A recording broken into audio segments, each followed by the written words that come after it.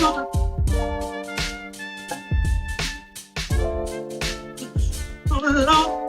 can you hear me? Can you hear me?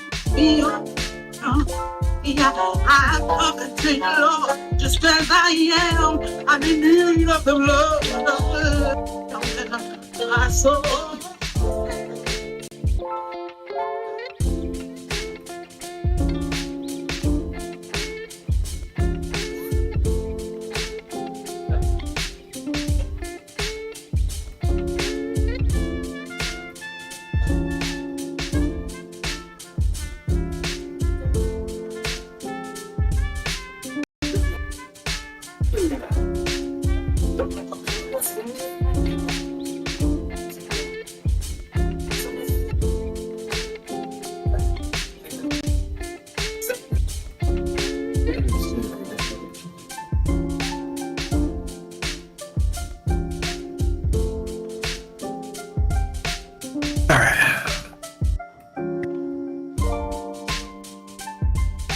I'm here for shits and the giggles.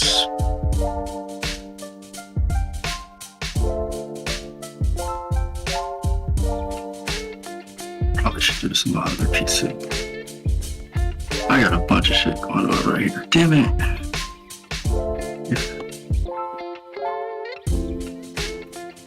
You're who? I'm going to it now.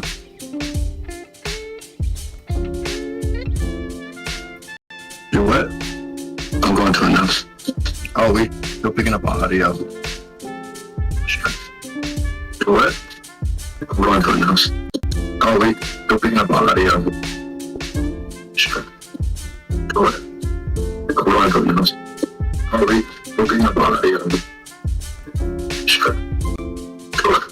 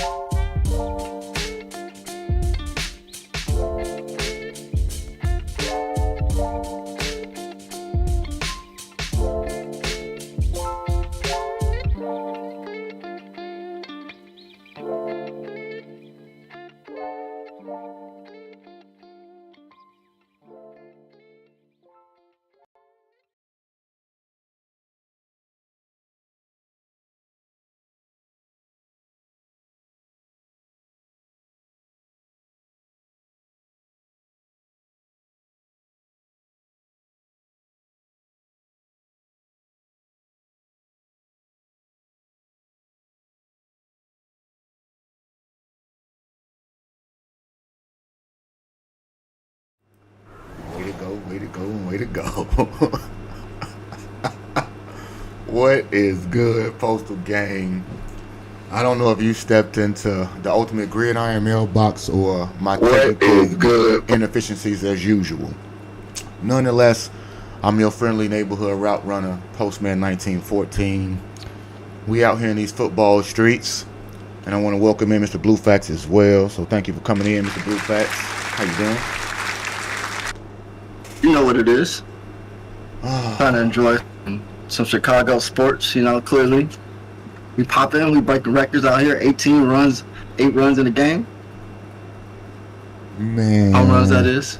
That was a insane game for the 4th of July, no less. We talk about that. Man, my family was at the pool, and I'm watching the game in the house. And every time I open up the little screen door and let them know it was a home run. And they're like, another one? Another one? I was like, yeah, we killing it right now. That's how we do it. Coming to you signed and sealed and always delivered. Today's special, Chicago Bear Impact players for the 2025 season, Mr. Bluefax. And no, before anybody talks about it, we're not talking about Caleb Williams. So let's not have Caleb be a part of this I discussion. mean, I don't mind talking about Caleb, but everybody wants to, but whatever. We don't need to. Not in this particular instance, because we want to talk about the other people, because he gets enough coverage on his own and fill up his own mailbag.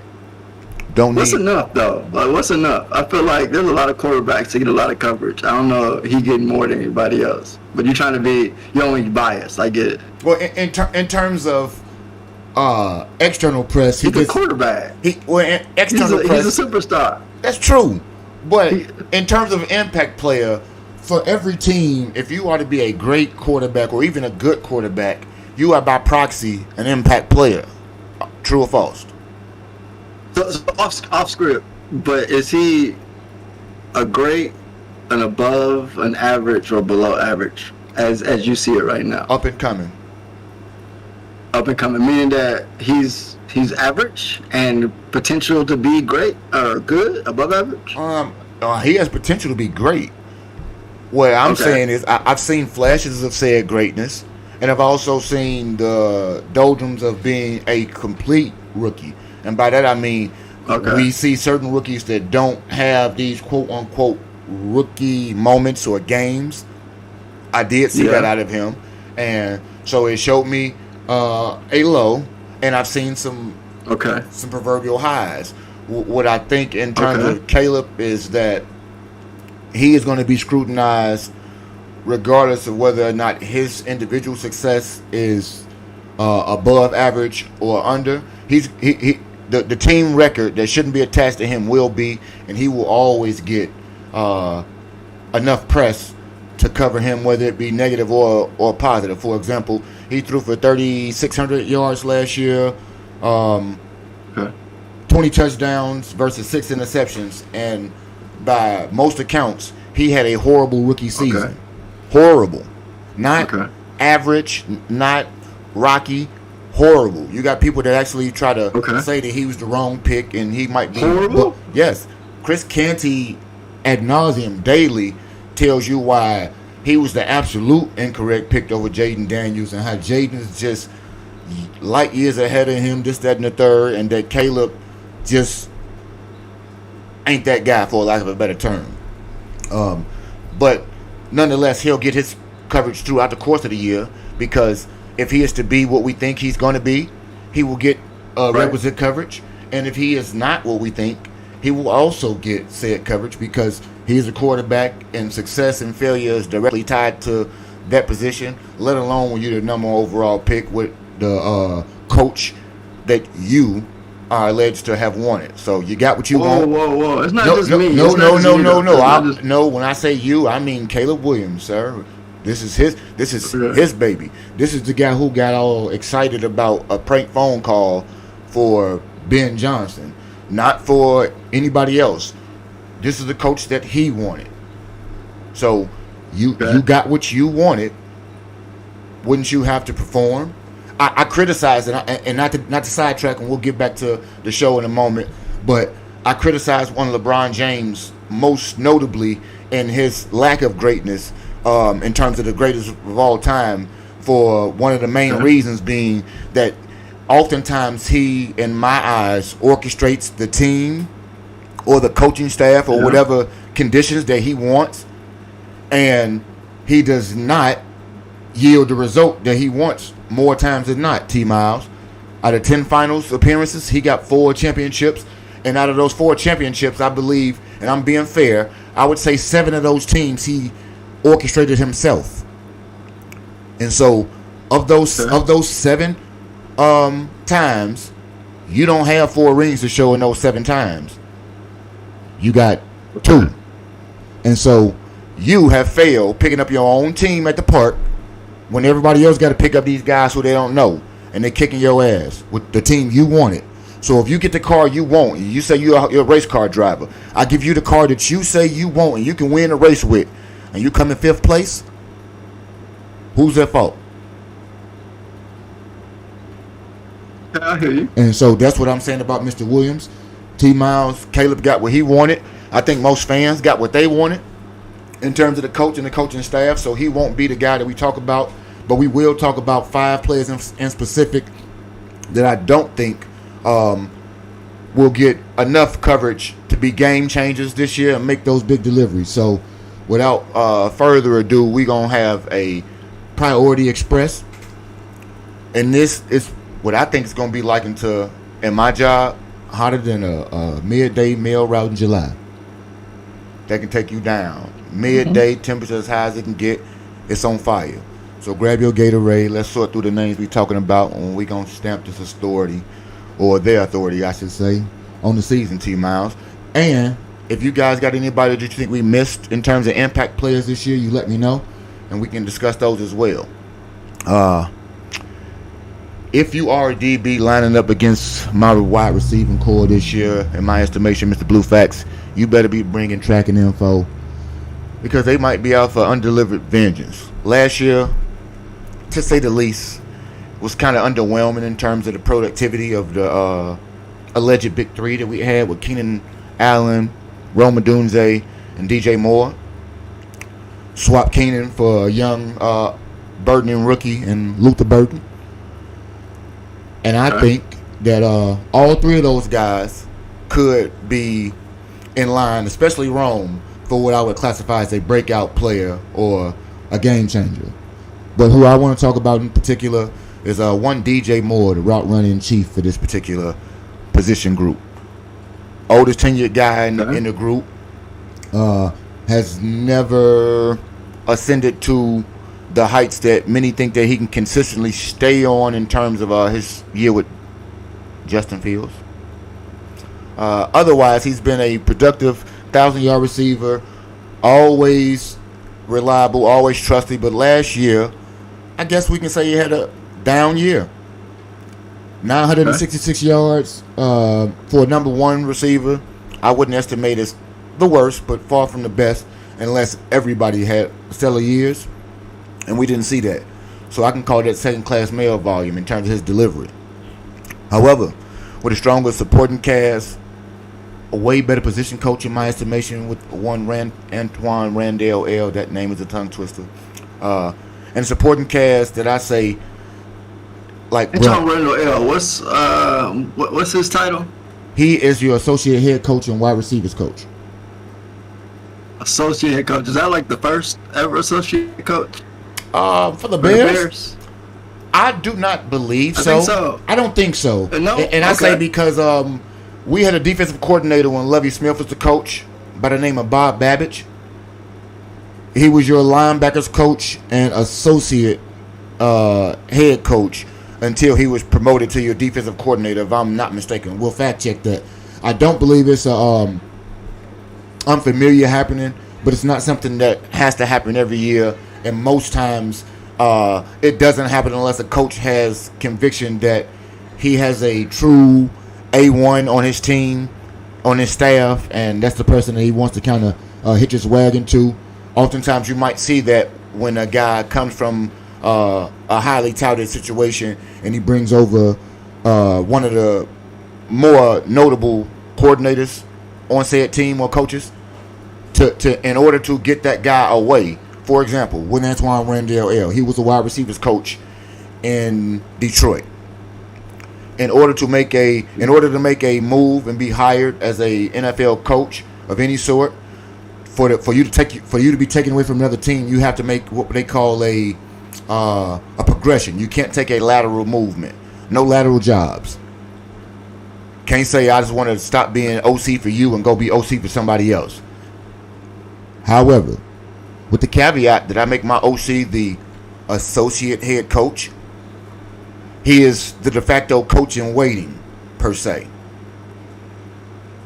And so Gotcha. I have given him a raise and a promotion without giving it to him, necessarily. Gotcha. So it's a build-in, much like the Rooney Rule in terms of interviewing people, where you might interview somebody on your staff, and it's disallowed. You have to interview somebody of the other race outside of your staff, because it used to be the caveat where you just had to do anybody of color, and so you just interview your running backs coach, and that'd be it. Now you got to do it outside because those types of caveats. Nonetheless, with Rome thinking, I think Rome's going to take a monster year. But in that, with DJ being new money, in the second year of that new money, and possibly being expendable if Rome shows to be what we think Rome could be, I want to know what or how do we suspect the Bears can get the most out of DJ Moore? Because I think if you get the most out of DJ, it allows the dynamic duo to stay together, and Luther can stay there as well, and it justifies the money. Because I do believe money at some point will become an issue. So how do you suspect the Bears can best use DJ this upcoming season? Yeah, I don't know that DJ Moore need a whole lot changed. I think just the fact that we give Caleb more time will allow for more receptions and more productivity. I mean, we say it a lot, and I know there's a lot of other people that say it a lot, but I don't know that his biggest problem was running for his life. And so just the sheer fact that he don't have to run for his life, we hope, I think that increases DJ Moore's productivity. I don't know if it's like, we don't need a whole masterful plan to get more receptions out of DJ Moore. The single fact of being stand up, I don't think Caleb Williams has a problem maybe that we saw with Justin Fields, which I don't even know if we saw a ton with Justin Fields, but not seeing the open guy. I think by the time we were evaluating Justin Fields and being able to see the open guy, he's already seeing ghosts. And so if we don't have that history with Caleb, I don't think that Caleb was able to see open receivers. I think the fact that we have a lot of threats means that they can't just hone in on DJ Moore, which is what I think we end up dealing with a lot of last season. And so the nature of just standing up, being upright, being able to scheme people open, I think DJ Moore can take advantage of those situations. So I don't know that there's a whole lot that we need to revamp in order to get his productivity up, if that makes sense. It does. And one, I think before I get to it, and a bust, 900 plus yards is not a bust. I mean, I'm seeing him getting 13, 14. No, but I don't know that. He's only, to be fair, he's had a 874-yard year one time in Carolina. But besides that year, 966 yards is his lowest season. And thus, no one said bust, but it was a down year. It was the second worst in your career. I can see that. There's no way to slice that up. Several things contributed to that, with you checking out and body language and everything else, things that I argue against greatly, but the tape doesn't lie. Secondly, you said that there is not much of a different way that DJ has to be used because Caleb will be used differently, and you made a comparison to one Justin Fields. This is where I agree with you and disagree. I agree when you said... You always agree and disagree. Well, listen, this is where Justin did Mr. Open Guy because eventually he saw a lot of ghosts based on misuse in earlier years. That was, so I say like year 3, Justin was missing guys that I don't think Justin should have been missing, but development... He knew who he's on the ball to in the huddle. So you're missing guys. When you preconceive, you're missing guys. That was his third year. With that being said, Caleb missed several guys last year. The All-22 does not lie to anyone. And Caleb locked in on who he wanted to throw the ball to. One, Keenan Allen with 147 targets. And Keenan missed 4 games. So you fucking locked and loaded on Keenan in 87% of the situations. Secondly, one of his biggest issues, and I say him, I mean Caleb, not DJ, was Thomas Brown exposed this in the best of ways. His inability or unwillingness to take the layup. I think Tom Waddle spoke of this so many times on ESPN 1000. The ability to want to make a big play and not take the layup prevented Caleb from not being sacked 68 times. I will not tell you that the fluctuation of the line did not contribute to that, and that coaching staff to some degrees, but Caleb contributed to that very greatly. I would say 50% worth in terms of holding the ball too long. That's Superman ball. That's what I call those Superman sacks. And so 23 of those sacks this year was That's a contributed. rookie thing, though. I think that's a rookie. It's a rookie thing when it's 18 of them. You got 23 from trying to make everything college. I can understand that. And this is what I'm saying. When you have a line as porous as your own, you should already know you can't play hero ball. You've never had a line this bad. Oh, you did. The last year you was at USC, and you saw what it got you. You made no adjustments. I blame you for that, and I think that in your second year you can be better. But Caleb did miss several open and easy shots. It was my point in saying that. Just not to derail. No, I don't disagree. I don't disagree that he. Go ahead. No, go ahead. I don't disagree that he missed open guys. But what I'm saying is I don't think it's a systemic problem. I don't think that's something that we have to account for in the sense of, Caleb Williams swings for a home run, much like Javi Baez. But I get that. I don't take that away from him. But I also think that is where growth happens. Like, I don't think that no. I think he's growing. We agree that I don't dispute any of those things. I absolve those things because he was a rookie. That's why I make the distinction between him and Justin. Justin was doing it in year 3. This was year 1 for him. We expect rookie things in year 1. I'm not denigrating Caleb for that. I'm saying those things happen, and we can't say that. That's why I agree with you on the misuse in terms of it not being DJ because he threw. But I'm saying don't act like he didn't throw several passes off pace, over people's heads. Didn't take the easy play. He did a lot of things that made DJ's job harder in itself. In conjunction with the coaching staff. So I only said that to juxtapose it by what your opening statement was about the offensive line because I'm 50-50 on that. I'm not holistically. The offensive line was the main reason for that because it was a combination. You can't get 60+ sacks and everybody don't have some. But I'm saying 50 because some of those guys on that line got high PFF grades. You can't tell me that everybody in the world sees them as being good and above average, but we so bad. Some of that's you too. That's just like when we talk. I'm gonna give you one more offbeat analogy and move on. Halle Berry been married 4 times and divorced 4 times. We can't keep saying it's the guy. Even if it's 50-50, it's you too. So yes. So T Miles with that, he working on it. He's using a different stance. I think. Left foot is forward instead of right foot. Yes, left foot forward. So that's going to help him with the quick release. And you just brought me into the segue of how I think he can use DJ Moore better or more efficiently this year, T Miles. And that is more. We have a co-host, Shy Guy Ty, that always speaks about the Debo Moore. The Debo Samuels package that Kyle Shanahan implements. Yes. And by that, that's what you see DJ doing. He gets a couple running plays, from the backfield because he does. DJ is a contact lover by nature. DJ gets a hell of a lot of rack yards because of all the bowling people over. You've seen several times where DJ get 8 more yards on a catch. There was a curl that most receivers don't want that smoke, and it's not even coming across the middle. He dragging, he driving his legs, and he moving. And so, how you can use him better, getting him the ball in more short yardage plays, a la Amon-Ra St. Brown, but you can use him in a more of a Debo Samuels method, i.e., like I said, a few backfield sweeps. This year, the bubble screen that we hate so much, I believe will be run effectively because your coach has an emphasis on blocking, and oftentimes we saw those good screens blown up by inadequate blocking.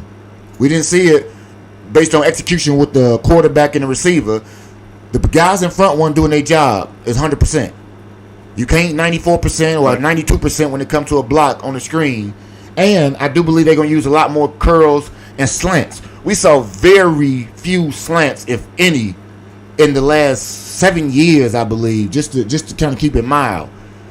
A basic slant route to get somebody the ball like DJ who takes the ball and makes more yards after he gets it.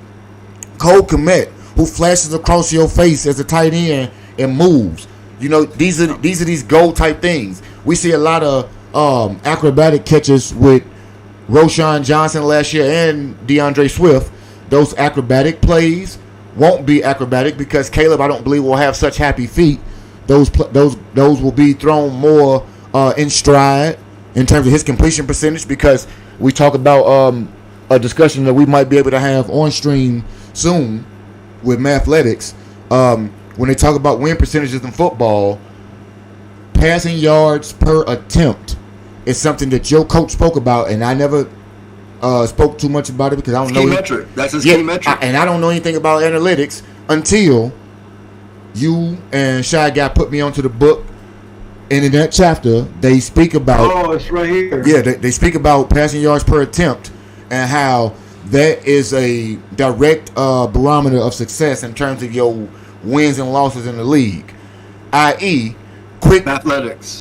That's right. So quick hits for those types of things. If you're getting those quick burst plays and allowing those opportunities for your playmakers to make plays, and you soften up for the deep ball that Roma Dunze has shown you he's adept at catching on a moment's notice. He's already shown you he can get there.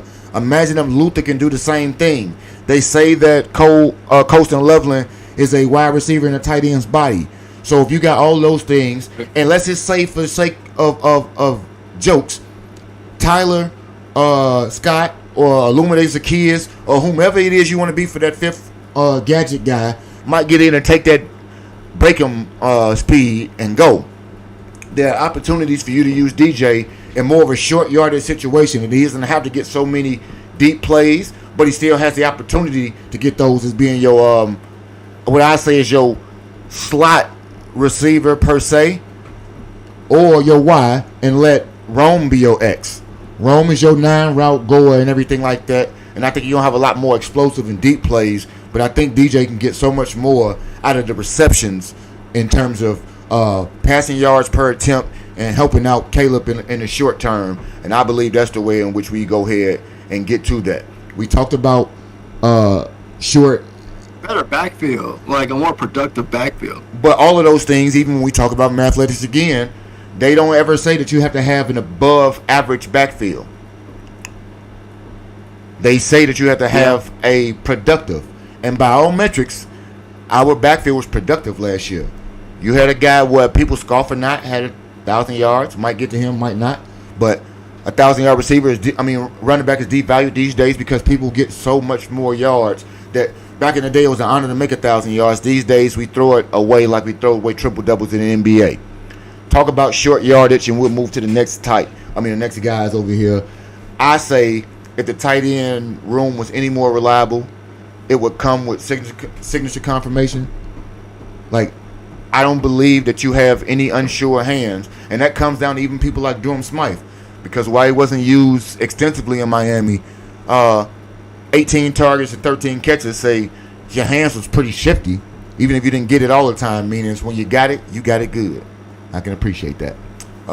Nonetheless, the guy that I think is the area of focus T Miles on this particular right here is who I call Mr. Certified, because he's had opportunities to prove Certified. Mr. Certified. That's right.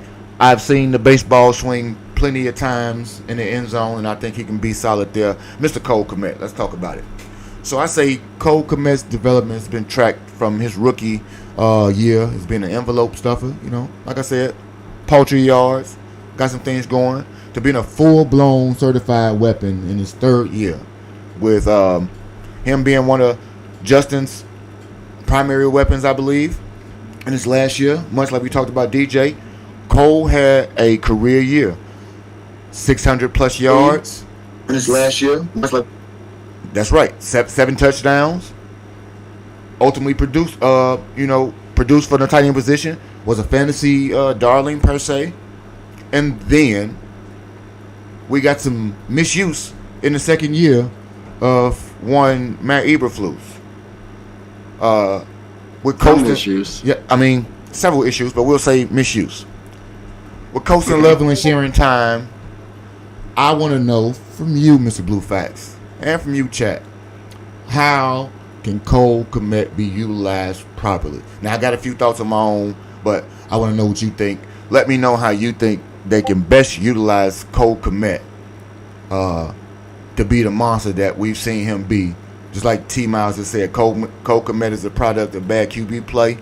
He a monster. He was a second round pick, so I don't scoff at that in any way, shape, or form.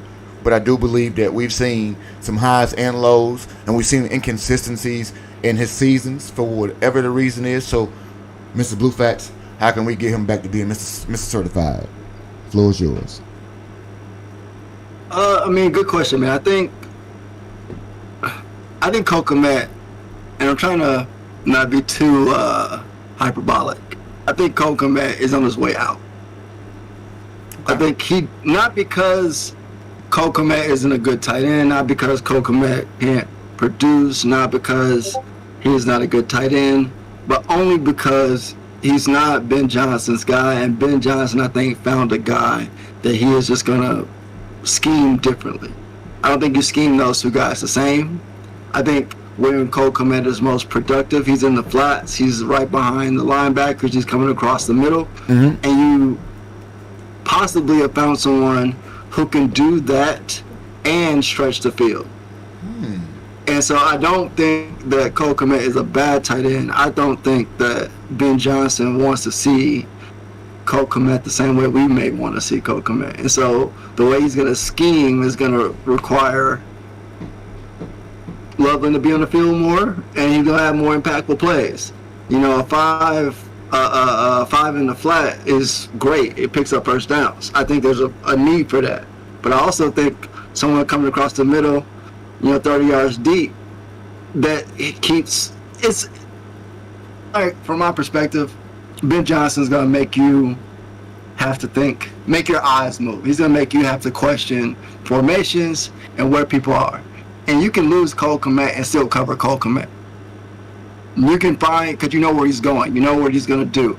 But when you have someone that's maybe more explosive, it's another way to move your eyes. And so I think we can use him, we will use him, but I don't necessarily think that he's a long-term resource that we're going to capitalize on. It's going to be a gradual progression to Loveland, and Loveland is going to have that spot. We run a lot of two tight end sets, at least I think we're going to, with historically how Ben Johnson has schemed, but I think he's going to be a blocking tight end who has productivity, but I do believe we're transitioning to a modern day threat, which is it's not glam. Like, Cole Kmet is not a glam tight end, and I think we like, or Ben Johnson likes, the shiny, and that is going to be capable of scoring a touchdown every time he gets the ball in his hands. And I don't know that outside of the red zone how productive he's going to be. I think he's going to be super productive in the red zone,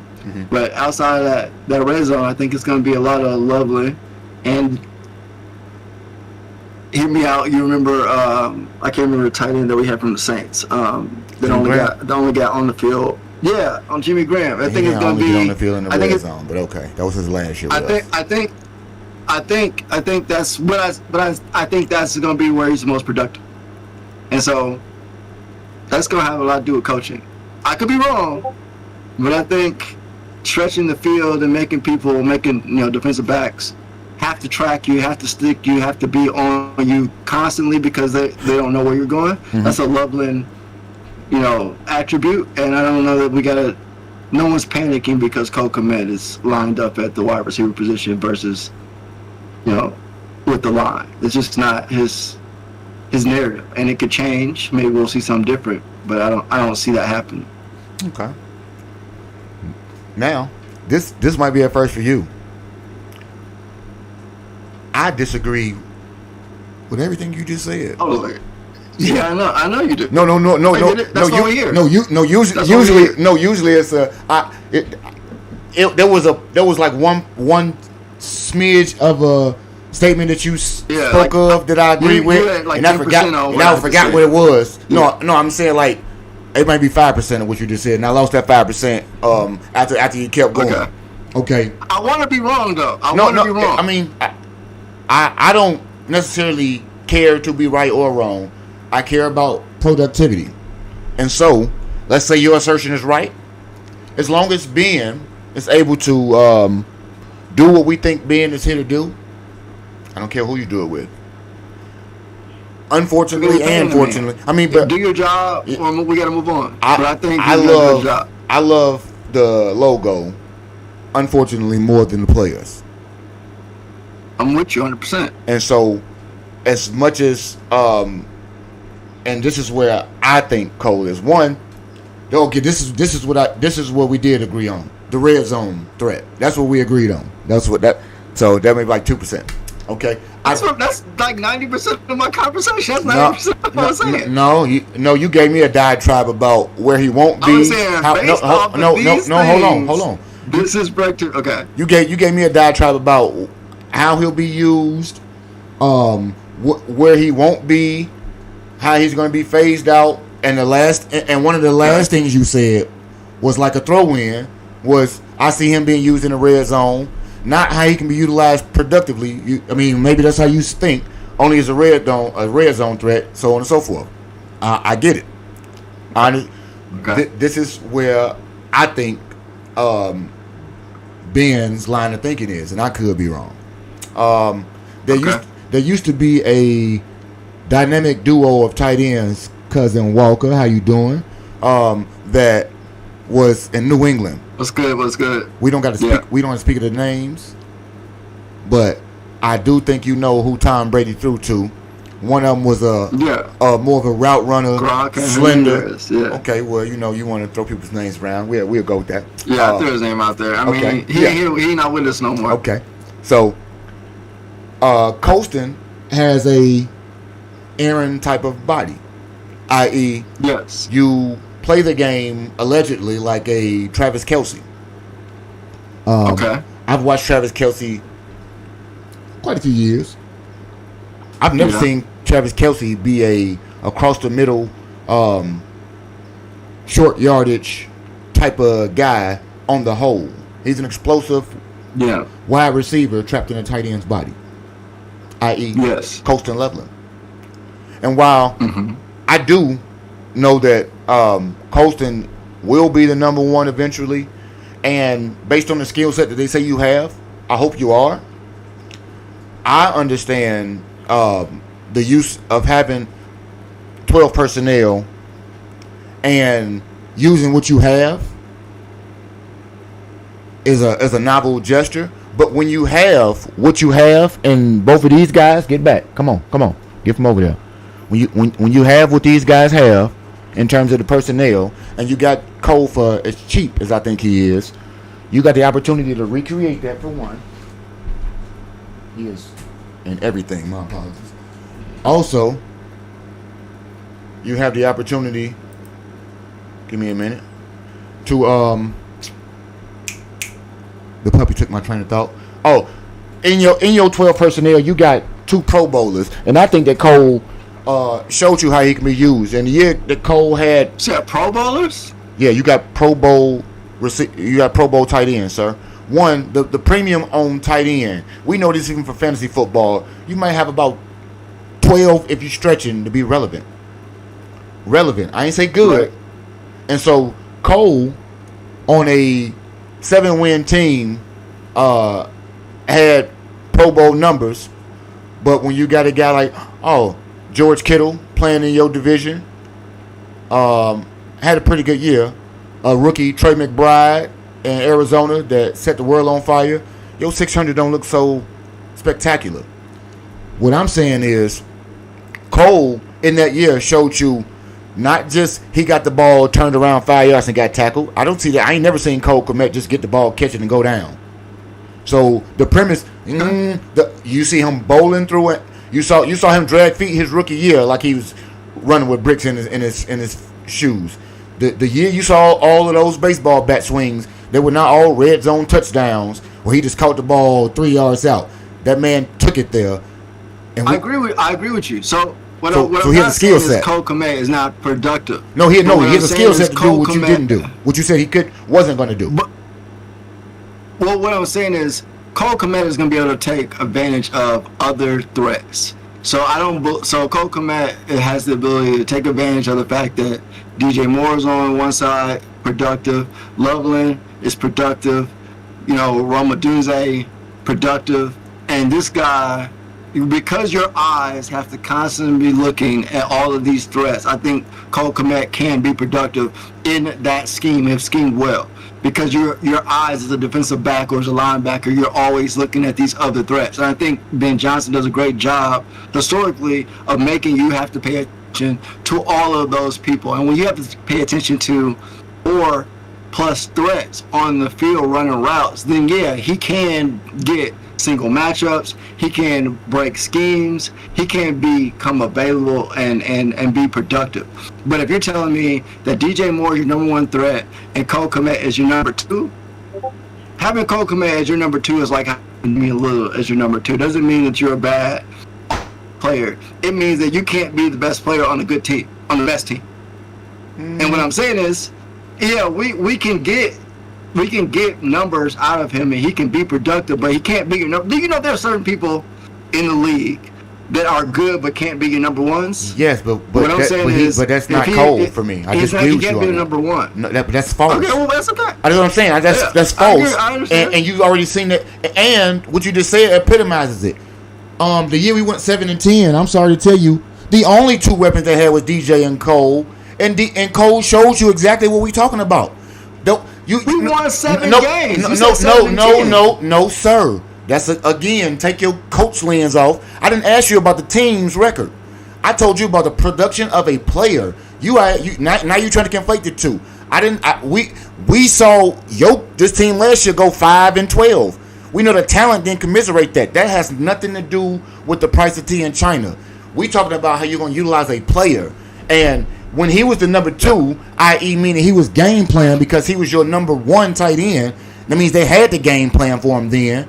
On a bad team, good team still was playing. I don't care. It wasn't like, oh, well, we just got to do something. They still had the game plan for this dude, and he still had 700 yards as a tight end. As a tight end, you can go check it for yourself. 700 yards don't get thrown around all the time. That's not what they do. The way in which, and maybe I'm misinterpreting your thoughts of Cole. I'm not saying that Cole will be the most intricate or first option on 45% of the plays, even from the tight end position. What I'm telling you is, I think you talking like Cole going to have a 275-yard season with 6 touchdowns. No. And I'm saying, I'm saying, Mr. Baseball Bat gonna have his 600 plus, and he still. I think. And so this is what I'm saying. Colston Loveland won't be having no 900 yards nowhere, so they both gonna be used just as. So hear me out. Aaron Hernandez and Rob Gronkowski, both G Honda, they both had their numbers. They both were Pro Bowl levels. Nobody sacrificed for either one. You knew who the number 1 option was between the two, but one of them didn't disappear in the sunset where you just forgot about him. And Bill wasn't like, you know what? Because Gronk came second, and he was a later round draft pick, which is the difference. They ain't like, you know what? Oh, Gronk that deal. Toss Aaron out. Aaron tossed himself out in different ways. Had nothing to do with football. So what I'm saying is, everybody has this thought that because Colson is here, that Cole will be just phased out into the sunset one day, and it don't got to happen this year. But what I'm saying is, it don't have to happen at all. Also, they are 2 different tight ends. And so just like we got a X and a Y receiver and a Z, you have a inline tight end, and you got a Swiss Army knife and Colston Loveland. Until, and I mean seriously until, anybody can prove with any shred of evidence, I don't care how many people liked you, until you ain't even practiced yet. He still got an AC joint issue. Still haven't even touched the field for practice with no pads. I think the world of the draft pick because it's his first one. But we have seen people be the first draft pick, never amount to shit. And so I'm just saying, it's so many people, like 80% of these of people's minds is like, in a year or 2, Cole will be gone and Colston gonna be Travis Kelce. Very likely that it could happen if in fact he Travis Kelce. But what I'm saying is, it's Sunday. Andy Reid didn't have another person before Travis Kelce to get rid of, and the Cole Kmets of the world are not to be sneezed at on anybody's team, because I rest assured On 27 teams in the league, Cole can be they starting tight end. Cole's not a backup tight end, only being a one because of nobody was around. And that's what I'm saying. People act like Cole was only the starting tight end to Hellenism because he was there. No, Cole was a second-round draft pick. When we talk about Travis Kelce, but when we talk about Travis Kelce, we talk about George Kittle, we talk about all those guys, Gronkowski's, all those guys were drafted after. Those are third and fourth round picks in terms of prospects. This dude was drafted to be a great tight end. And while I will understand that you can say, well, he drafted a tight end 10th overall, so he got to love him. One, if we always talk about best player available, what if in his eyes that was the best player available regardless of position? Second, in the second round, he went and drafted a wide receiver. So by all metrics, with that same logic, I can say, well, he hate Rome or DJ because he ain't draft neither one of them. So they can be on their way out the door once Luther established himself. And I would sound crazy to some people to say that they on their way out the door just because he drafted this one very high. I understand the logic, but this is the same thing we go with this left tackle situation and everything. Draft position matters, but you got to play to prove you worth your draft position. And so let's get there first. But before we get there, I'm going to get back to what we was doing because we got totally off track. I do believe that the opportunity exists. You're triggered, bro. I'm totally triggered by the premise. This is not about commit. I think Cole Kmet's going to be more productive in yards. Let's back this up. I think it's going to look different. I don't got see, that's what look different. I just told you, I don't think he's going to be, you're not the first, second, or third option in the offense. So yes, it'll look different. Everybody's going to look different. So what's the difference in saying that? That's nondescript to say it's going to look different. I'm talking about productivity.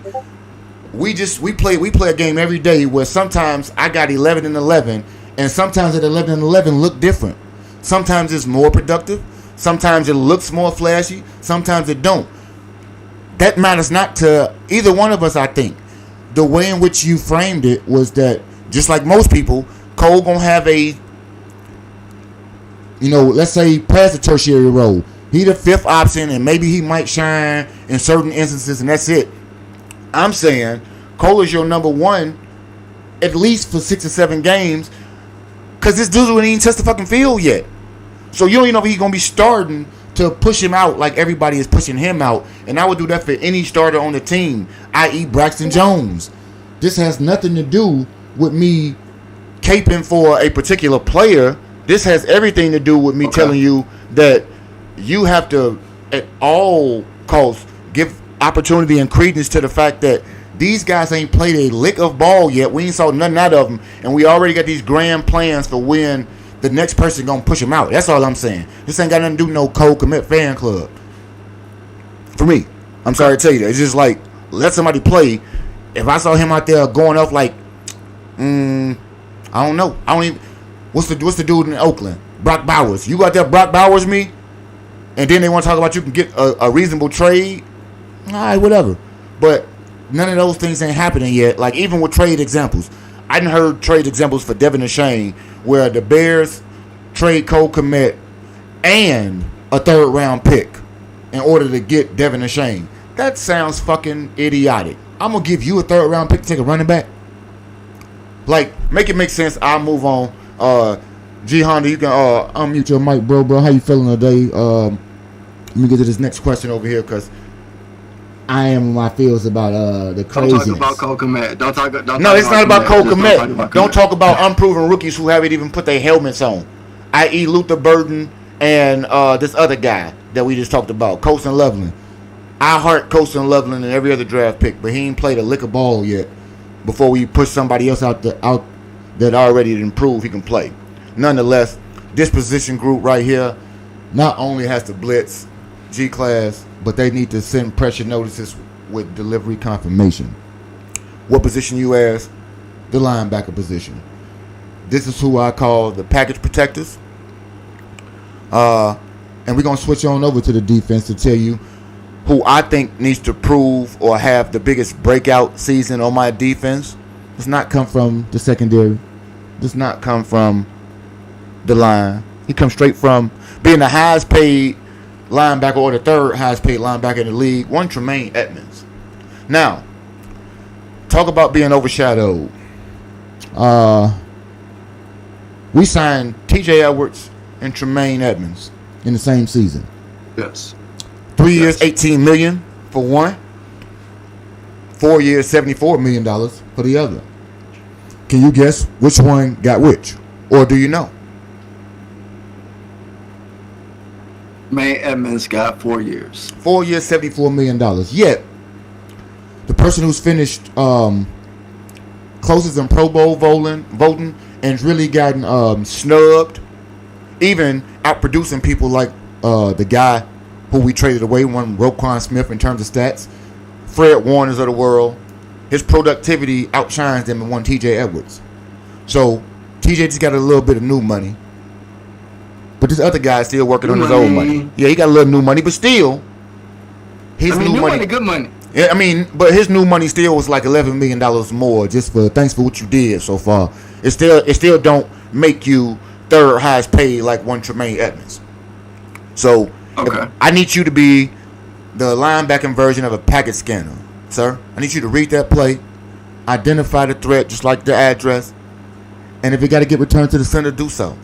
And what I want to know from you specifically is, what do you need to, or if it's a how and you can quantify it that way, how do you think he can be better utilized to get the results that we want, or what does he need to do numbers wise to show you that he is deserving of the bag that he ain't got, because he kind of been overshadowed by Tremaine, and we've not complained about him as much as other defensive players because the linebacking on the whole with Jack Sanborns and things hasn't been overshadowed. So go ahead and let me know, what do you think about one Tremaine Edmonds and what he needs to do to get his life in order?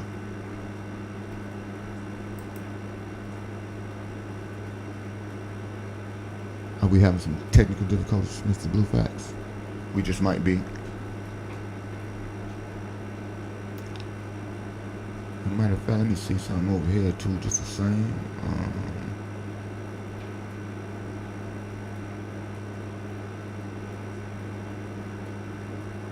Give me a moment while Mr. Bluefax attempts to get back into the chat.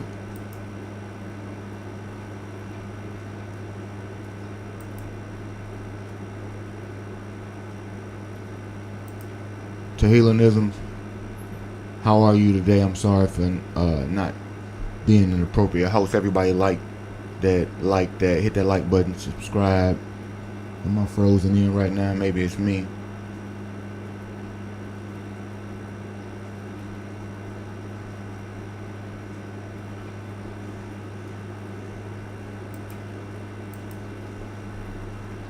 I think it has a lot to do with can you hear me? Yeah, I can. I got you. I think it has a lot to do with the pressure on the quarterback. I think we get more productivity from the linebackers when we get a defensive line, or we get more pressure on the quarterback. And so I'm hoping,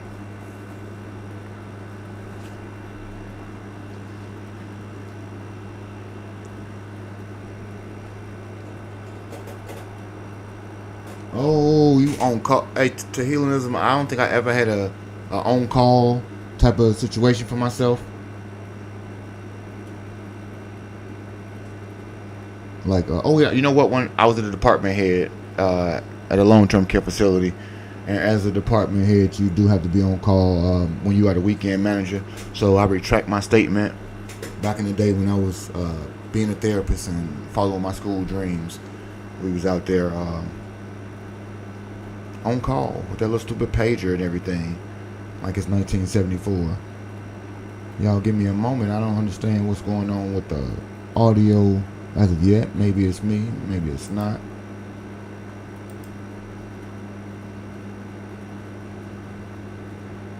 Boop, boop, boop, boop, boop, boop, boop. You got me? Yeah, I do again. No, I guess what I'm saying is I don't necessarily know that there's a whole lot that we need to do for Jermaine Edwards to be more productive. I think at the end of the day, we get more pressure on the quarterback. He gets more opportunities. I think opportunities really comes down to being able to focus in on your day job, essentially being able to cover across the middle, being able to scheme well. I think a lot of these problems go away, man, with just different coaching. I don't necessarily know that there's a ton of player personnel issues. I think it's a lot of just bad coaching. So in terms of what we need to do to get more productivity out of him, I think, we new defensive coordinator, we're gonna blitz more. I think my understanding is we can expect more blitz packages, more pressure on the quarterback from various points, right? I think that's going to be the biggest takeaway. Like, we're just going to use personnel differently. Like, versus my system is my system, we're going to utilize the guys on the field and understand what they do well. So, Jermaine Edwards is going to be fine. Jermaine is going to be in a good spot. I don't think he got to do a whole lot different. He's just going to keep on racking it up, and we're going to be in positions where it matters, where we're in games and you're not simply one dimensional. Close games, not being in a situation where we gotta adjust to the offense and maybe having the defense set the tone early.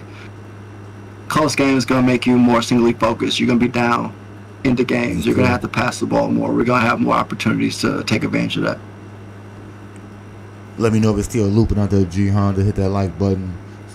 Yeah. You are in the 2020s out here in these days. I'm an old head a little bit, so they still giving us pages. But hey, hopefully you get off be on call only to the AM and move it along. This is how I think, because you said everybody will be used differently, and in fact, how you can be more productive indeed ties into how you are used.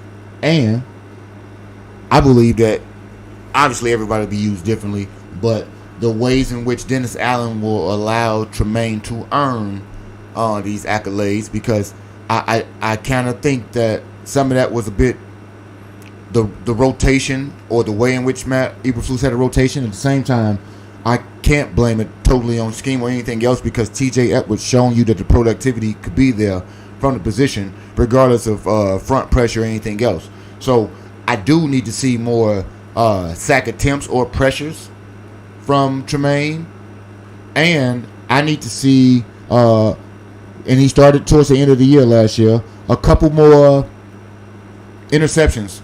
I need you to drop back a bit more into coverage, and I think that the way in which Dennis Allen will use them, will have one of them blitzing heavily at times, with the other one dropping off. Tremaine's going to be the blitz. Well, I think he'll have opportunities for blitzing, because I think TJ and Kyler, for the most part, will do most of the blitzing. Kyler's going to be huge. Kyler really will be, and we'll find being available. We might get to talk about him just because we've seen some heights, but could we see more? And right. I just think that the way in which your numbers are paltry is more a representation of you and your effort than it is scheme or anything else, because TJ is showing you that he can outperform metrically Roquan Smith, who's an all-pro, and you were supposed to be the number 2 tight end in free agency the year Roquan was, behind Roquan. And so I need you to earn that coin, sir. I need you to show that in more stats. And by that, I say, pressures would indicate that they're sending you.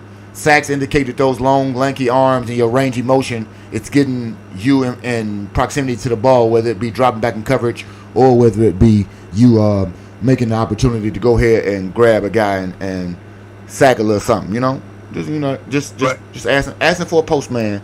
Could you get your hands on some mail? All puns intended. Segment 5, because we got 2 more people to talk about out here, and I do not understand it.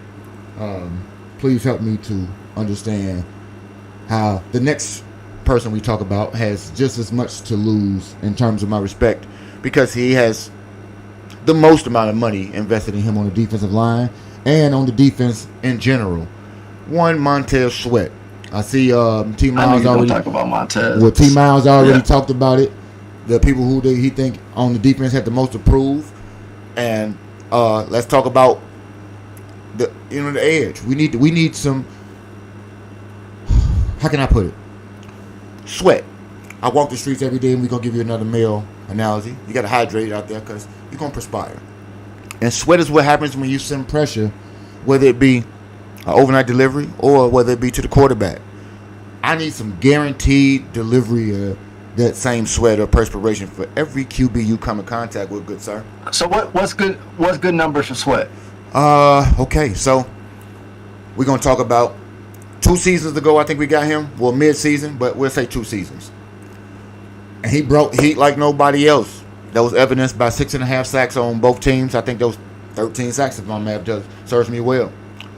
But Does that 6 was 6? that's right, 6.5, 13. He feeling pretty good, leading 2 teams. Sounds nice.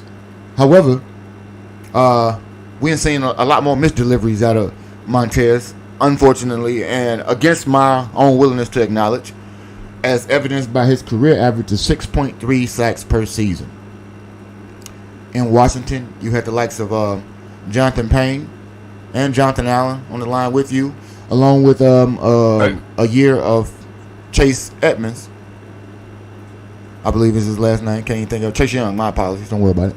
He ain't that great, but he was good enough. And still, your averages are about what you gave both teams the year you traded for. He got length, he got speed, and he got a motor, and that's a do not bend type of motor, and it's been evidenced by double-digit sacks. What I do see, bare truth. Say Sweat is who he is. He makes everyone else better. Gets pressures and gets 7 sacks, and that's who he played for. Okay. So, bare truth, I will meet you in the middle on productivities. After I ask, or I think Mr. Bluefact asked me first, so I'll go ahead and give you my thoughts about it. What I think we need to have from one Montez Sweat to convince me. I don't need double-digit sacks. I do, however, need you to have at minimum, let's bump that 6.3 up to 8.5, maybe 9. I need you to have that because I do believe that there will be other opportunities for pressure created by Dennis Allen in terms of the middle, with stunts with Javon Dexter, the rookie, whom I'm not seeing play yet, but I do believe he'll have like some plays for high energy and high motor. Adangbo will also be shifted around in terms of the way in which the pressures and the stunts will come from. I believe all of those things give you an opportunity at times for your best player to go get what's expected of him. And I say that because if I can expect 14, 15, even 17.5 sacks from people like, what do you call it? What's my man's out here? Oh, the TJ Watts, the Myles Garrett's of the world, the Hendricksons of the world. I don't think asking for 8.5 to 9 of you is too much. And so to get second tier edge money, bare truth, is it unfair to ask of you to not have double digit sacks, but at least to have more than 7? If in fact, if you have opportunity to, or Mr. Blue Facts, if you want to look up his comparative money in terms of his AAV, I don't know exactly what he gets.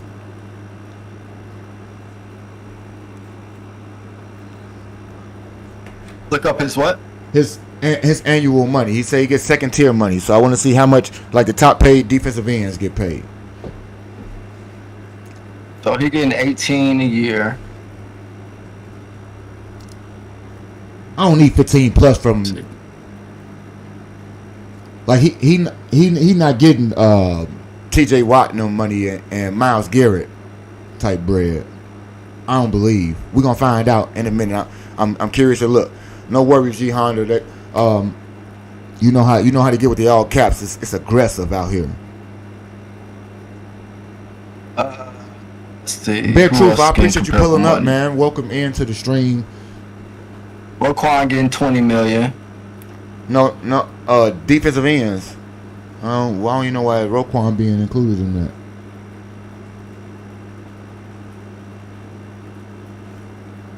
That's weird.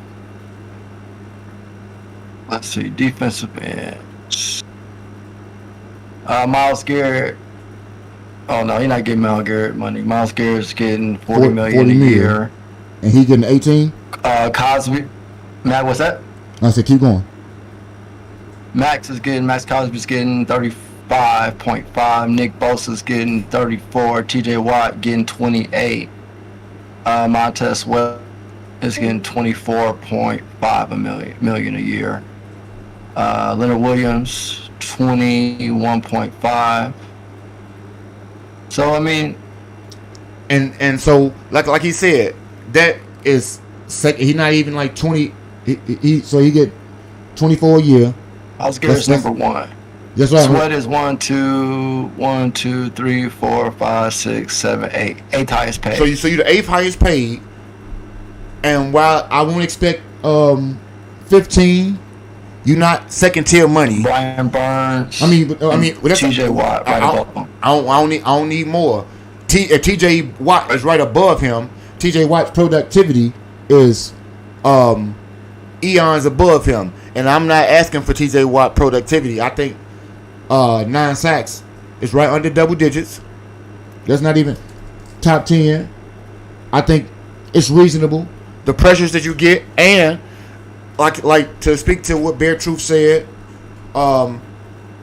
if he gets enough pressures to go ahead and allow other people to eat, we want team sacks.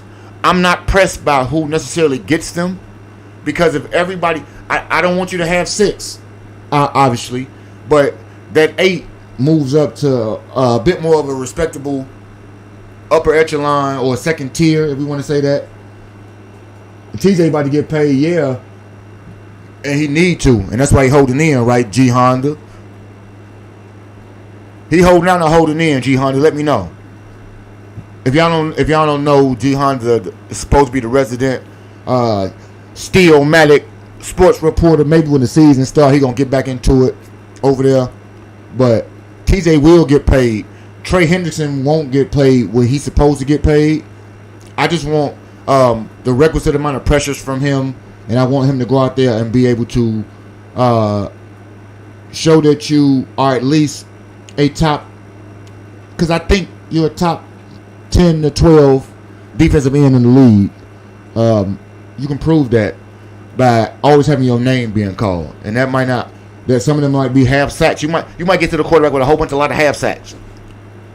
So sometimes that's why I say the 9 is something that's okay for me, for real. Cause rank what, like 6 in pressures without blitzes last year. Okay, so getting double teamed, you 6 in pressures, so that will be alleviated based on usage, I believe.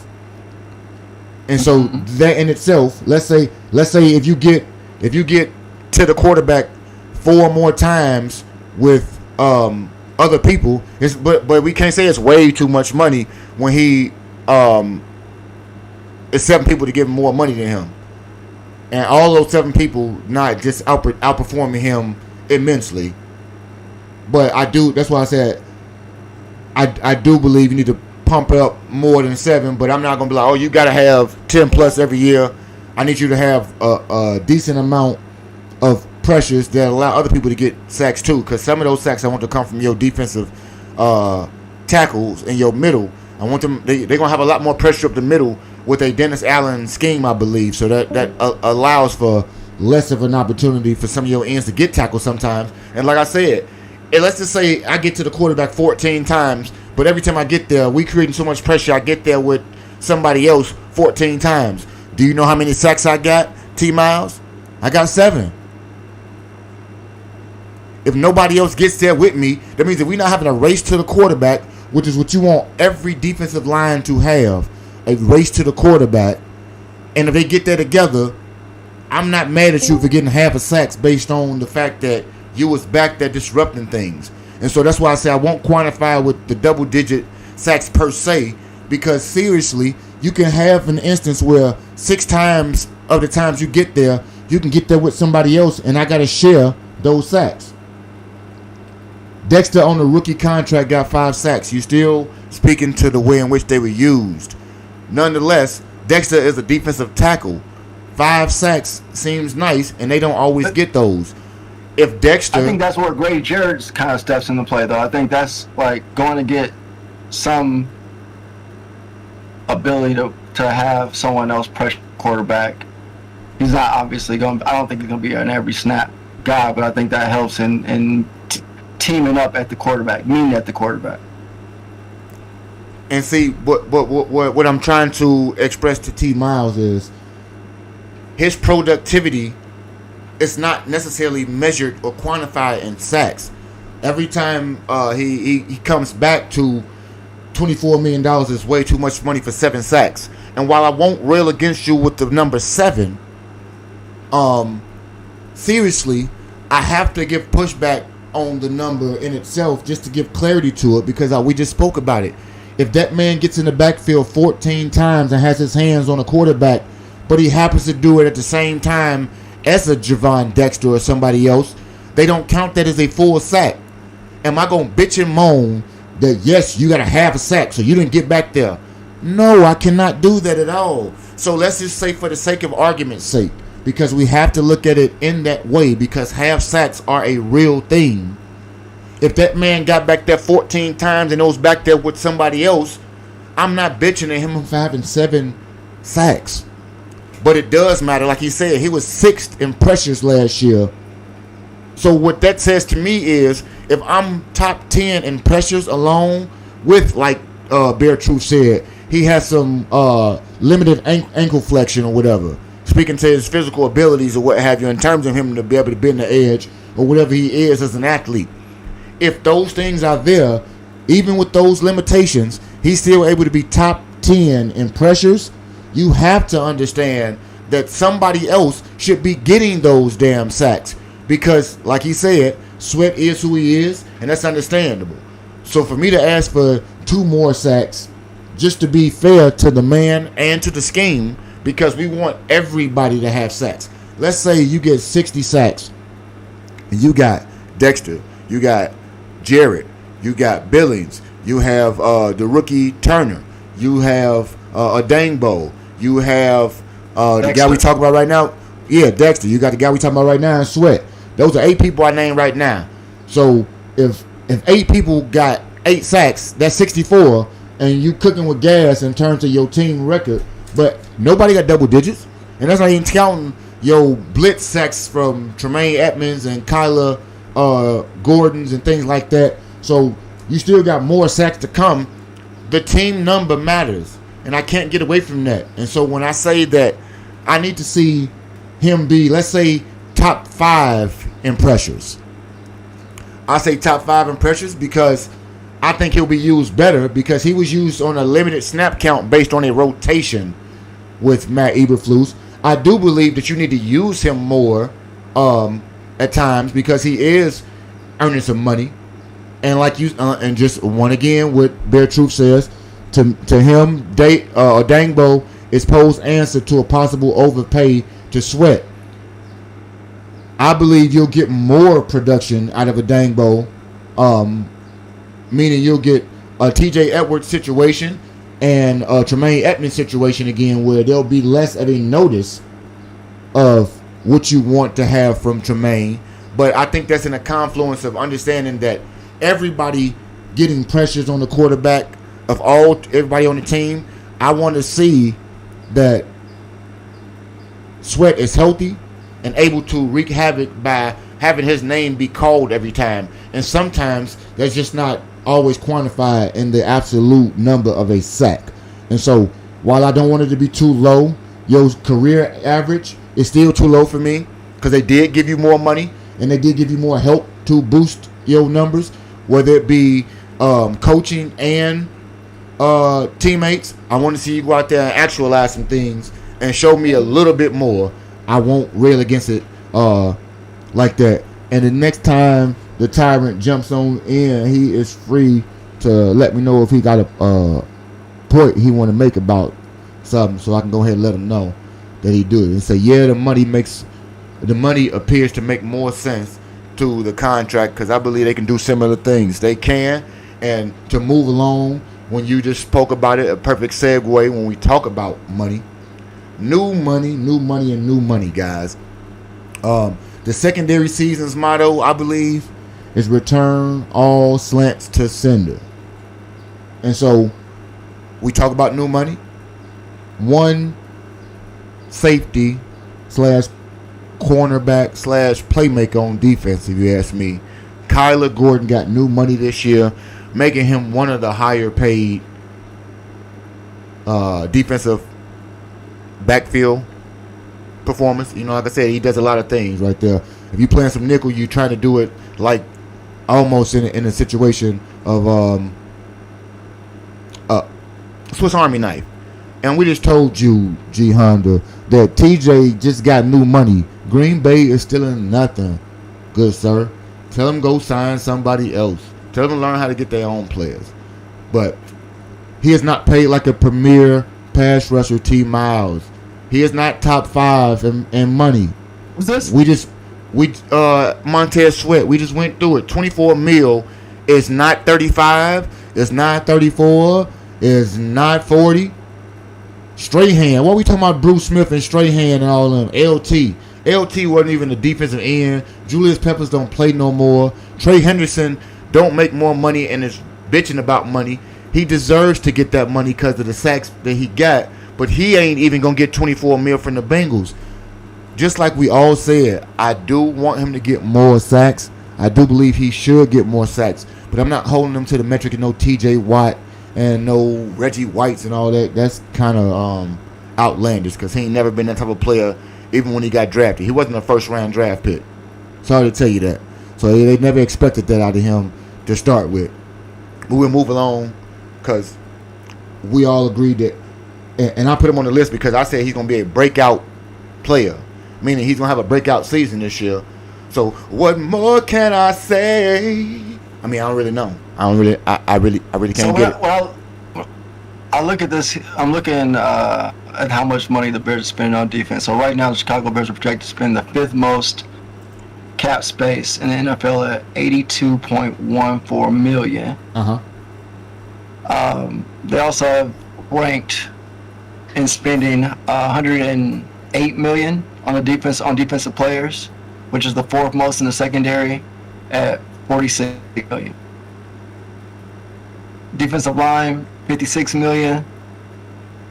I think what we're ultimately saying is for a team that is spending top 5 to 6 salary cap on defense, I don't know that if I ask any non-Bears fan to list their top 5 or 6 defenses, they're going to list the Chicago Bears. And we spending top 5, 6 money.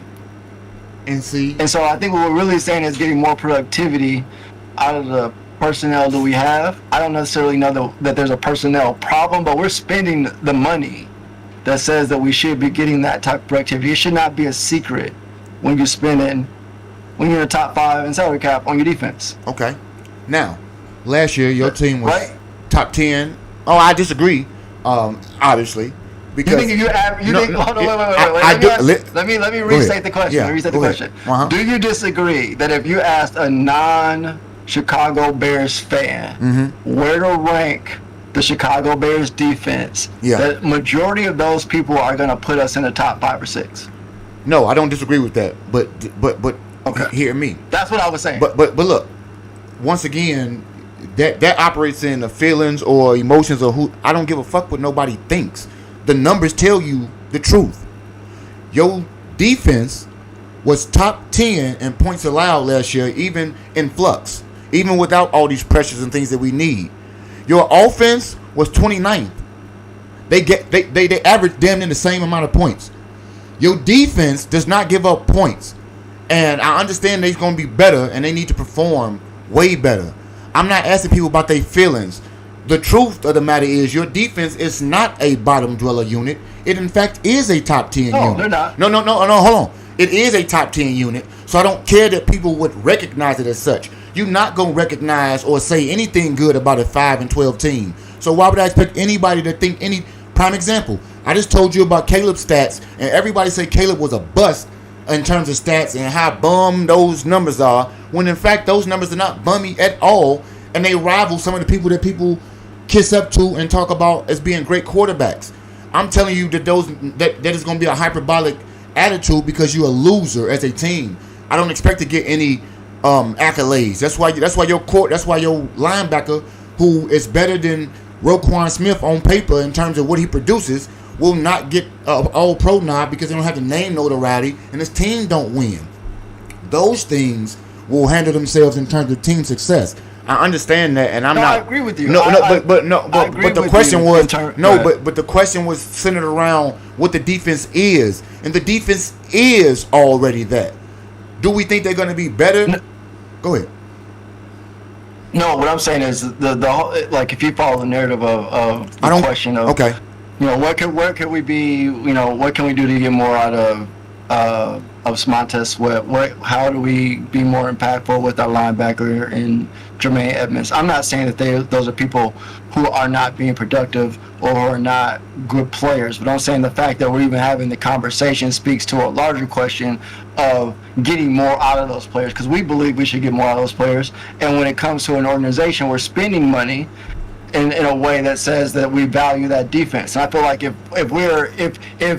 the narrative is we're a top 5 defense coming out of last year's season, then we don't have these set of questions. And so the fact that we're having these questions, or these are our talking points, kind of speaks to the overall narrative of we could be getting more out of our defense. And I don't disagree that we could be getting more. That doesn't also mean that they're bad. But that is the point in itself. We over here talking about how much money they spent on the defense, and you said they top 8 or whatever, or they spent 80-something million in this, and it's not reflective, when in fact it is reflective. They were already a top 10 defense, and we do expect them to be better than the top 10.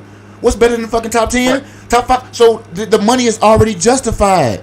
I don't understand how you not justifying spending 80 mil if your defense is 28th and you spending that money, or even middle of the pack. They not. They are a top 10 unit, i.e. the money was justified. Your offense sucked to holy hell. It has always been the bane of our existence. Last year, I'll give you an example. Our run defense sucked last year. In real life, the metrics bear that out. That has to improve significantly. That was not $80 million worth of anything. Conversely, right, points per game, you were a top 10 unit. And the last time I checked, they checked the final score, not the final yards allowed. Now, we talked about yards per average, yards per attempt or whatever, in terms of your offense getting it. That means your defense needs to stop it. I didn't say your defense was 28th in yards per attempt. I told you their run defense was putrid, but it was justified already. And if your fucking offense looks competent, they not overextended, which always happens to any good defense. As the Browns, they get a top 5 unit for real in terms of productivity, but they won't notice that shit with your 3-win team because the offense wasn't up to par. That matters. On the whole, everybody needs to get better, but in this context, the whole episode starts for people that are having breakout years or who we think will have breakout years, and yet in talking about who we think or who I listed to have breakout years, we doing more condemning, critiquing, or finding ways they won't be here instead of talking about this breakout year, because that's what the whole episode was about. So when T. Miles, for example, rails for 30 minutes about what he needs to see out of Montez Sweat, when I put Montez Sweat on the list to have a breakout year, meaning I agree with the fact that you may get what you want, why are we having so much of, I guess, the pushback? And I won't even disregard it because I love the conversation or the dialogue about it in essence. But the overarching factor to all of this is everybody on this list, I believe, will give you what you want this year. Or to say it even in a milder way. I think these are coaching problems. Exactly. Not personnel problems. So that's why you look at these hands. This is why I feel like this year, those players, some of those people who get the most scrutiny, like a DeAndre Swift, because he could have been on this list very easily, I think they're gonna have better seasons than people give them credit for. So when we talk about, DeAndre Swift being out of here next year, or Cole Kmet, or anything like that, or cap flexibility with a Montez Sweat.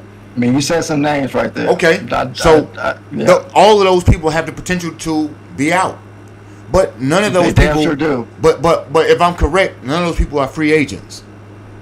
If I'm correct, nor will they be. So, if those people have said breakout seasons that we're referring to, that gives me more of a confidence that your coach knows how to turn water into wine, for one, meaning I trust you to go back to the well and replace them instead of just utilize them properly.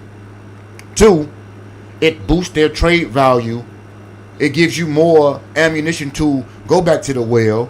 That part. That's the right. Trade value. That's right. We talked about this maybe 2 weeks ago, right? Or was it 2 weeks ago? Yeah. You're gonna get more productivity, which gives us more trade value. Because I think even a good coach, a good front office, will say, you know what, I can get these same numbers in a different contract and structure the contract either more, player friendly. That's what Bear 9 just said. Because I think my coach, I think my coach can get me a DeAndre Swift for less dollars. I think my coach can get me a Montez Sweat in other areas. A Dayo Odeyingbo, $43 million. Yes. I can get the same productivity, i.e., 6.5 sacks, out of him.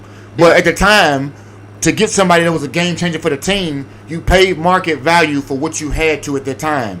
Nonetheless, he ain't making top tier money in any way, shape, or form. It's just like you bought a car at the going rate it was right then. Just like I tell you about quarterbacks all the time. You paid what you had to pay. It's not paying the quarterback necessarily as much as you paying the going rate. It is what it is for a certain thing. Right.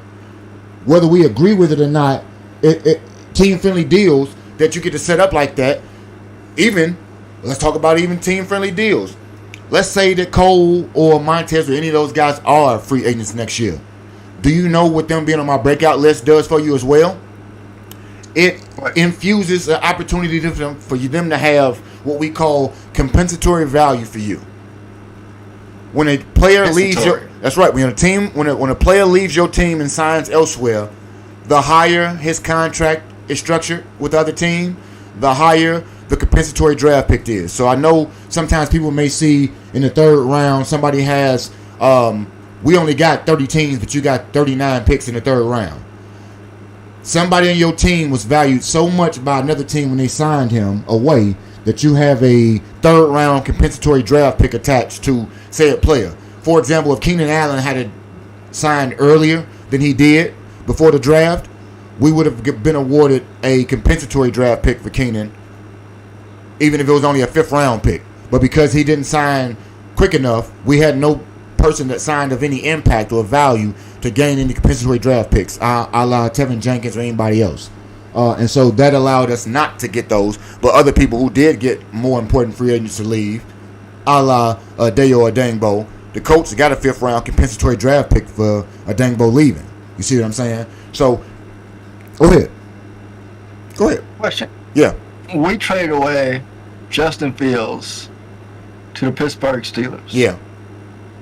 He had, I believe the contract was structured in such a way that he had to start 5 to 6 games in order for us to receive, what was it, like a 4th round?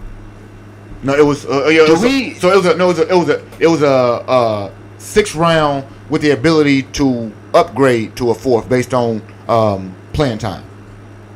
How do we get fucked in that one? Because I feel like we did. I feel like you can say you got fucked if you want to. Okay. Justin didn't play no more. That's how you got fucked. They was 4-2. How many games? He played just one. He started one game less than what we needed. He needed one and a half technically. So they basically said that Russell Wilson was a better quarterback. No, I mean, okay, let's give you that. If you are they weren't. Yeah, if you the Steelers, which one you doing? Like, it's I got Russell and Justin. They the same. Let's just not act like one was better than the other. Okay. At that point, and I can keep my 4th round draft pick if I sit this bastard down because he might be a smidge better. Why would I not do this? Whose business is this better for? Mine or yours? Fuck you. Okay. I'm gonna sit you for that game and a half. Yeah. I get it. I'm just Well, saying. he was 4-2. He was 4-2. the- He started the first 6 G class. He was 4-2 when he sat down. That ain't bad. Because Russell had a similar record. But it wasn't about being bad. It was about who they thought was gonna give him an upgrade. And I think they won 10 games last year. But neither one of those two players was taking you deep in the playoffs. So at that point, they made won 10 games. They made a business decision. That's right. And the business don't serve them to give you a pick. Nonetheless, if Justin, I get it. They got a compensatory draft pick coming up, I believe. Jim might correct me about that. My daughter got to be coming over because he barking. Sorry about that. And so just like with anybody, I'm interested in the here and now. Cash, hey, single mama. I'm interested in right now. I'm not interested in the forecast, and honestly, because we will sit there and bear friend. I hope I can get you to join in one time and give me your unbiased opinion, because you do sound like you got an objective opinion about how to utilize players or skill sets or anything else like that. What I'm saying merely is, and T-Miles don't disregard you as well, good sir. We building up the fly, so we're gonna find out how to get people up one day. But what I'm saying in that is, my expectation is that these players and all others, we will get the most out of this year and this upcoming season. The savant that we think we have, known as Ben Johnson, will do the requisite thing with his coaching staff to make everybody good or great look real good. And that's going to be able to totally get us light years ahead of where we are, because we didn't get to talk about it anyway, but yeah, Kyler was the last person. I think Kyler's going to be utilized a lot more, like we said, in blitz pickups and everything like that. He will have a bit more of an eye for getting the ball thrown across the middle in terms of interceptions, because I don't believe that number has been so high for him just yet. But I do believe that he will do some of those things right there. And right now, we do have one of the most talented teams on paper. And so I want to see those things exacerbated as best they can be and shown to be true for us all. I don't want to negate this year to kind of forecast next year. So we're going to kind of close up the mailbag for us right there. Those are the people that I think will be kind of first class in terms of their breakouts for non-Caleb playmakers, while we do have guys like Rome Odunze, DeAndre Swifts, and other people to talk about. I believe that those guys are bringing the heat the most this year. They're going to be hauling the rock or sealing the edge, however you want to look at it. A real delivery crew for us right there at Soldier Field, and that's going to make it a secure shot. I mean, what I would call a secure drop site. Sometimes I can't drop a package unless it's secured and nobody else can get to it. The offense that we spoke about would be that particular. We projected to have around $82 million in salary cap space.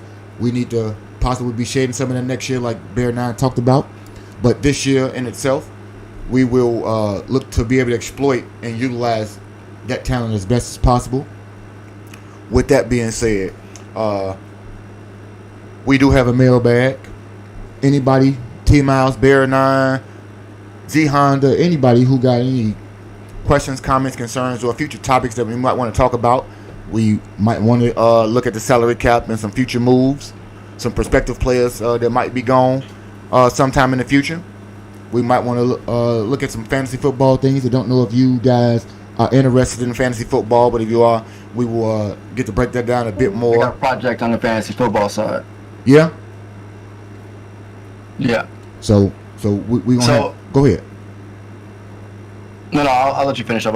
I got an idea for a project on the fantasy football side of things, so I'll interject at the end of this. Okay. Well, he gonna give it to us live. But if you guys got any particular questions or things that we missed today, leave them in the comment section. Obviously, if the comment section don't work for you and you want to be a bit more discreet, for lack of a better term, mailboxsports3@yahoo.com. This guy with Jalen Ramsey. That is the email address. Go ahead, mailboxsports3@yahoo.com. Feel free to wow, man. Feel free to drop any emails about future topics or things you might want to talk about.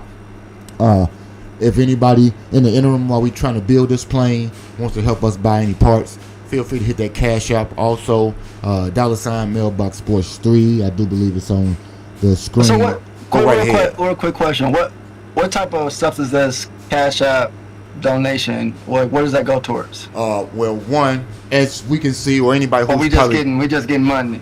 You get if you notice, we've been hoping to get some of these things in terms of computer issues, the audio, the visual aspects of it, a bit more fluid, consistent. Adding bells and whistles to those types of things to make it a bit more engaged or interactive for people takes a better running system. It's production to increase production value. You're saying these scores. We want to give you specifics about the production value because everybody don't know it. Yeah, we're not just sitting on money. This is not like I want a couple dollars. This is production quality. Well, I mean, those go hand in hand with that. For example, we just talked about Bear 9 and T Miles and having people be able to join the chat a lot more freely and be able to set a link out, have particular topics that might be something that people got a burning desire to talk about. Investing in other tools or products such as maybe a StreamYard that's of a higher level so that people can be engaged real time seems like something that's worthwhile, but it costs bread. Like I said, and I don't know if I talked to you about it in particular, but we're moving into having more than one day of streaming. So one more day of the week, we're going to do something called Junk Mail. And while Junk Mail started as nothing but sports drama and sports gossip, it will be a bit more game-based, a bit more interactive and friendly to... I'm thinking like a live stream across the bottom, like a ticker type situation where like when you're watching, you can see the game scores and player productivity across the bottom. That's football. That's football season. Because during football season, people want to keep up with fantasy football, like you said. People got some questions live that we might be talking about. Might want to complain about the game real time while we talk about some bets. Those bells and whistles in terms of be able to run those tabs and alternate apps and programs takes a higher level computer. I've not been in the streaming world as far as YouTube goes to have to be able to provide those things. So the Cash Apps help you to build that plane in real time. Also helps us to increase opportunities for future things like merchandise for people to buy. The list goes on. Hell, one day we might even make a list for you if anybody wants to see some of those things, because Amazon and so on has wish list items. I like that idea. They have a wish list item. See exactly where your dollar's going. So you can see what type of features is going. Yeah. Sometimes you want to see something, and sometimes you want to have something for your hard-earned money, as a wise streamer says. You want to have something for your hard-earned money that you can touch. So we're going to get some merchandise sooner than later. G Honda, sell out seats to hear your Steelers speak. Ain't nobody doing none of that. Nonetheless, a final package drop for anybody. I am your football postmaster, Postman 1914, reminding everybody to like, share, subscribe, and comment. More comments mean more engagement, means that I know more people watch, and it gives me a better idea of what me and Mr. Bluefax can do to make every week more engaged, a bit better. Was popping. Say that again. Jiu-Jitsu popped a little bit last week. I said Jiu-Jitsu popped a little bit last time. You know what I'm saying? I ain't know it, but people was watching and wanted to hear. You know what I'm saying? I'm always down for a good Jiu-Jitsu. Bar. I saw a sign for classes offering Jiu-Jitsu on my route last week. I took a picture for you, just so nobody think I was playing. To be continued. We ain't gonna. We're gonna get you in there. We're gonna get you in there. We won't get to that one just yet. If we can, though, everybody, like I said, like, share, subscribe, and comment. Hopefully on this channel, we've seen a lot of mishaps, but hopefully we never fumble that package. Stay stamped, stay solid. As always, bear down. We will talk to you later on, Postal Gang. I appreciate everybody hanging out. See everybody next week. Let's go ahead and get some grub, get a little festivities, and get some Papa Bear game in the end of the day, because it's about that time. I appreciate y'all for pulling up. Can I mention one thing? Go ahead. Go let me know. I mean, as normal, I don't know if you see it, the Cubs, bro. Go, Cubs, go. We very Chicago Bears focused, but the Cubs, I think we broke a record, 8 home runs in a game a couple days ago. Today, at 3:10 my time. That's Mountain Standard Time. So figure out what that means for you. We are 36. We are winning. So if you have been a Cubs fan as long as I have, and you have gone through the trenches, you can watch some good baseball. So let's get out here and support the team. We trying to win games, and for a lot of the other Bears franchises, I can't say the same. Hey. AKA Chicago Bulls. Man. So if you're a Bulls fan and you're in misery, let's just transition and move over to the Cubs, where we actually trying to win, where we actually doing something. So I'll say that in closing. And G Honda, I almost misread your quote, because at first I didn't see that red. So Red Sox Nation, I salute you for giving me one Theo Epstein. Appreciate you, T Miles. Facts. The White Sox can go absolute to holy hell. I ain't gonna hold y'all. You're not watching baseball. You're watching the White Sox. You're watching the White Sox. Who cares about that? We ain't gonna hold you no longer. I Just will jump on the let bed. everybody. Come on over, man. We won't even no judgment. You can watch us until your team get better. Or not. Who cares? Fly that W. Go Cubs, go. Shout out to Morgan Park High School, baby. Southside. Chicago in the building. Morgan Park. We're going to talk to y'all later on. Stank Thomas ain't shit. We out, everybody. I appreciate y'all pulling up.